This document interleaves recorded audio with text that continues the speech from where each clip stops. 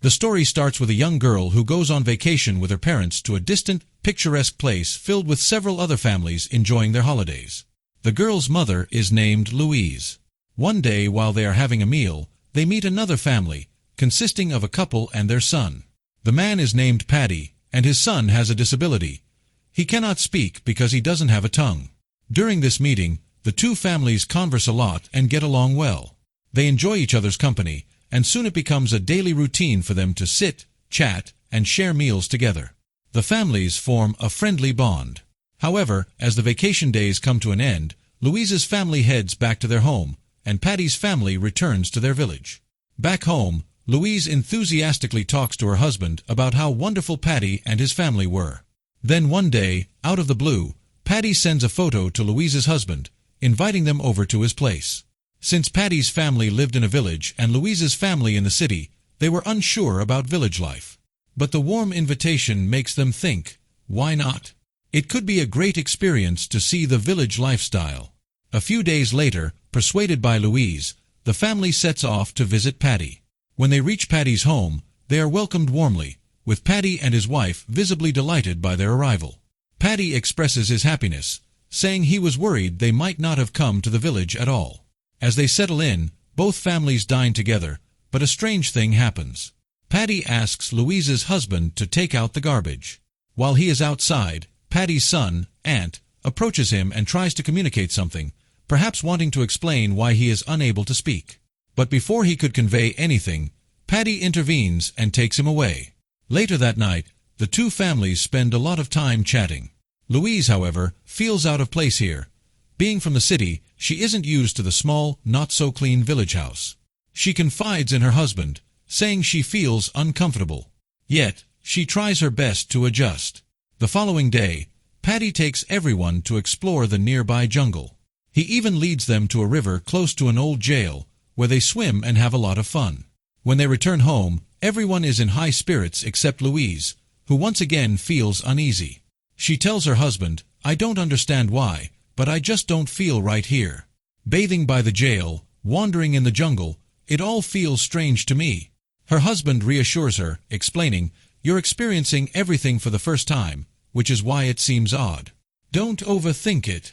Later, Paddy's wife visits their room and excitedly says, "Get ready, we're going out for dinner tonight at a hotel." Louise feels guilty for her earlier doubts, realizing that they are such kind-hearted and welcoming people. She becomes happy again, and everyone gets ready to go out for a delightful evening.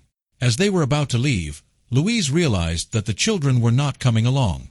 Paddy's wife, referred to as Aunt, and Louise's daughter were going to stay back at the house. To look after them, Paddy had arranged for a babysitter.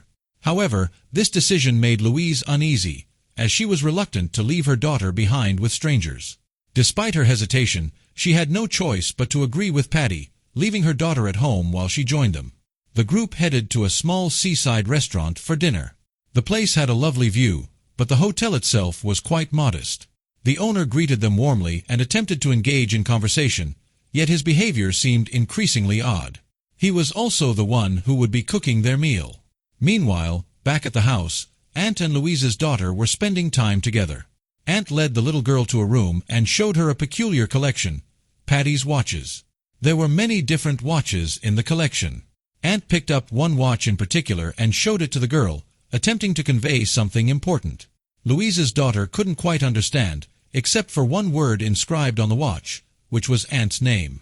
Back at the restaurant, Paddy and his wife were drinking heavily and started dancing in a bizarre manner. Their conversations became increasingly unsettling, making Louise and her husband uncomfortable. As the night progressed, it was time to leave, and Paddy handed the bill to Louise's husband. This gesture left them feeling awkward and upset. They were the guests, yet they were expected to pay the bill. However, once again, they kept quiet and didn't voice their displeasure. At home, Aunt and Louise's daughter had already gone to bed. Aunt, while putting the child to sleep, began showing her tiny scars on her body, as if trying to share a hidden message. But when Paddy and the others returned from their night out, Aunt quickly lay down and pretended to be asleep. Louise, noticing that her daughter was already asleep, quietly headed to her own room. Meanwhile, Paddy and his wife retreated to their room. At this point, an argument broke out between Louise and her husband. Louise tells her husband, "I can't stand these people or their strange behavior anymore. I've been trying to adjust for so long, but I can't stay here any longer. Let's leave as soon as possible." Her husband tries to calm her down, saying, "Don't worry, my love. We'll leave from here soon, just relax." They comfort each other for a while before going to sleep. Unbeknownst to them, Patty is secretly spying on them. In the middle of the night, Louise suddenly wakes up, feeling anxious about her daughter. She decides to go check on her, but to her shock, she finds the room empty. Her daughter isn't where she left her. Alarmed, she heads to Patty's room. When she peeks inside, she is horrified to see her daughter lying between Patty and his wife. Even more disturbing, Patty is lying there unclothed in a very strange manner. Seeing this, Louise is filled with rage and fear. She immediately grabs her daughter and rushes back to her own room, waking her husband in a panic. "Get up now. I can't stay here for another second. I'm boiling with anger," she says. Her husband, sensing the urgency, agrees, and they start packing their belongings hurriedly. By dawn, they slip out quietly without informing anyone. As they drive away, Louise feels a sense of relief, but soon her daughter starts to cry, remembering that she left her favorite teddy bear behind. The little girl loved her teddy dearly and couldn't bear to be without it. Despite Louise's attempts to calm her down and tell her to let it go, the child insists, "I want my teddy back." During this argument, Louise almost loses control of the car, shaking in fear and frustration. Seeing his daughter's distress, her father finally gives in. He turns the car around, deciding to go back to the house one last time to retrieve the teddy bear. When they arrive, Patty and his wife are already awake and greet them at the door, puzzled. "Why did you leave without saying anything?" Patty asks. "What happened? Did our hospitality fall short?" Louise's husband tries to explain, saying, "Louise saw something last night that disturbed her." He doesn't want to go into details, but Louise can't hold back anymore. She confronts them. "Why was my daughter sleeping in your room last night?" Patty looks stunned, unable to respond. His wife quickly steps in, trying to defend them. She explains, "We once had a daughter whom we loved dearly, but she tragically passed away due to illness. We miss her terribly, and we have a soft spot for little girls. Last night, your daughter was calling for you, but you both were fast asleep and didn't hear her. So, I brought her to our room to comfort her. If she made you feel bad, please forgive her," says Patty's wife tearfully. "You won't get another chance to complain like this." Her emotional plea convinces Louise and her husband, and they reluctantly decide to let it go. Although Louise was initially furious and ready to leave, she begins to doubt her own judgment. Feeling guilty, she chooses to stay a few more days. Soon, everyone returns to their usual interactions, pretending everything is fine. One day, while they were all having a meal together, Patty's wife seemed overly affectionate towards Louise's daughter. Although Louise initially ignored it, she eventually had to say, "Please don't overstep your boundaries. I am her mother after all." Patty's wife immediately apologizes, once again putting on an innocent face. Later, Louise's daughter, eager to show off her new dance moves, begins performing. Everyone watches as she dances cheerfully. Then, Ant joins her, dancing for the first time with a smile on his face. Ant, who was usually somber, seemed genuinely happy, enjoying himself for once. However, this joy didn't sit well with Patty. He interrupts abruptly, scolding the children. "What kind of dance is this? Didn't you learn anything better?" He harshly criticizes Ant, making everyone uncomfortable. Seeing Patty's aggressive behavior, Louise's daughter becomes scared. Despite this, the two kids try to continue their dance. But when Ant makes another small mistake, Patty's anger boils over again. This time, he takes off his shoe and hurls it at the boy. Witnessing this, Louise is appalled and steps in, saying, "What are you doing? Is this how you treat a child? So what if he made a mistake? He's just a kid." Louise then pulls her husband aside and says in a hushed voice, "I can't stay here any longer. This is getting worse by the minute. We need to leave immediately." Her husband agrees, sensing the tension escalating. Patty goes to bed. Ant seizes the moment and stealthily takes the keys from Patty's pocket. He then persuades Louise's daughter to come with him, using the excuse of playing a game. Together, they head to an old shed on the property. Ant unlocks the door and leads her inside, revealing a hidden trapdoor beneath the floor. He opens it and takes her down into a secret basement. The sight below shocks her. The place is filled with various items: bags, children's belongings, phones, glasses, shoes, and countless other things. It looks like a collection, just like Patty's watches. Aunt then shows her a photo album, flipping through pages filled with pictures of Paddy and his wife posing with different families. In every photo, Paddy and his wife were seen with a different child. Among these pictures, Aunt was also featured, but he wasn't with Paddy and his wife. He was with his real family. In that photo, Aunt had his tongue intact, revealing a chilling truth: Paddy and his wife had cut out Aunt's tongue. It becomes clear that they weren't his real parents, which explains why they treated him so cruelly. This is where we uncover the dark secret of who Paddy and his wife truly are. They're serial killers. They are ruthless maniacs who travel to new places and lure unsuspecting families. Their target is always a family with a single child. They befriend the family, earn their trust, and invite them to their home. Once the family visits, they rob them of their belongings, steal their money, and eventually murder them. They cut out the child's tongue to silence them, preventing them from ever speaking the truth. Then, they keep the child with them and take them on the next trip as bait for their next victim. The horrifying cycle continues.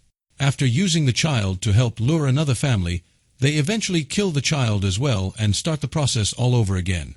Now, it's Aunt's turn to be killed, and Paddy and his wife plan to rob Louise and her husband next, then murder them too. They intend to keep Louise's daughter with them, forcing her to go through the same nightmare as Aunt. They would cut her tongue as well, making her incapable of revealing their horrific acts. Despite everything, poor Aunt is desperately trying to warn Louise's family in different ways. He wants them to escape before it's too late, but they fail to understand his signals. Meanwhile, Louise's daughter manages to take photos of all the family pictures using her phone. The two kids quickly make their way out of the basement. Aunt, trying to act normal, hands the keys back to Paddy, pretending it was just part of their play. Louise's daughter realizes she needs to tell her mom everything, but Louise is occupied, chatting with Paddy's wife. Desperate, the little girl thinks of a plan. She pricks her own finger with a pin, drawing blood, and then draws attention to herself, saying, "I don't know how my clothes got stained with blood." Louise immediately takes her to the washroom, giving her daughter a chance to speak privately. Inside the washroom, Louise's daughter hurriedly shows her the photos of the various families on her phone and explains the horrifying truth about Paddy and his wife. Louise is visibly shocked but tries to keep calm. Instead of alarming her daughter, she reassures her, saying, "There's nothing like what you're thinking," in an attempt to soothe her fears and keep her composed. Let me know if this revised version works for you or if you need any adjustments. Louise realizes immediately that something is terribly wrong. It becomes clear to her that they've walked into a dangerous trap set by these sinister people. She feels the fear settle in, understanding that they are in serious trouble. When she leaves the washroom, she quickly makes up an excuse, saying, "My daughter is feeling very anxious. She needs to calm down." With this, she pulls her husband aside and takes him inside privately. In the room, Louise shows him the photos of the different families and reveals the horrifying truth she discovered. Her husband is enraged and horrified, realizing just how dangerous Paddy and his wife are. "Who knows how many families they've victimized," he mutters. They both feel the weight of the situation. Escaping won't be easy, as Paddy and his wife are sitting right outside, watching their every move. Thinking quickly, Louise comes up with a plan. "Let's tell them that our daughter is experiencing her first period. It's a sensitive issue, and it'll give us a reason to leave without raising too much suspicion." Her husband agrees, but before heading out, Louise discreetly slips a knife into her bag, just in case they need it for self-defense. They step outside with their daughter. Louise puts on a concerned face and explains, "Actually, it's our daughter's first time. She's scared and feeling uncomfortable. She wants to go home." On one side, Louise and her husband insist on leaving, while Paddy tries to persuade them to stay. He does his best to change their minds, but they are firm. They have decided to leave no matter what. As they approach the car, they're shocked to find the tire completely flat. Paddy immediately says, "Oh, don't worry about it. I can fix this in just 5 minutes." He takes Louise's husband along to where the tools are kept. Although her husband feels nervous, fearing that Paddy might try something, Paddy simply grabs the tools and returns without any trouble. He repairs the tire as promised. Just when they're about to get into the car, they notice something odd. Their daughter's teddy bear, which was missing, is now placed conspicuously on a ledge near the staircase. Paddy laughs and says, "Ah, this must be Aunt's little prank." He then starts climbing the stairs and casually asks Louise's husband, "Could you go up and grab the teddy?" Despite the eerie situation, Paddy still doesn't make any move against them. Louise's husband retrieved the teddy bear, which Paddy personally handed back to their daughter. Up to this point, everything seemed to be going smoothly. But just as they were about to get into the car and drive away, Paddy did something shocking. He suddenly threw Ant into the water right in front of them. The poor boy began to drown. Seeing this, they had no choice but to stop the car. Louise's husband immediately jumped out and dove into the water to rescue Ant. However, as soon as he saved the child, things took a turn for the worse. Paddy pulled out a gun and held the family at gunpoint. They were trapped. Paddy quickly tied them up and dragged them back inside the house. He forced them to transfer all the money from their bank account into his.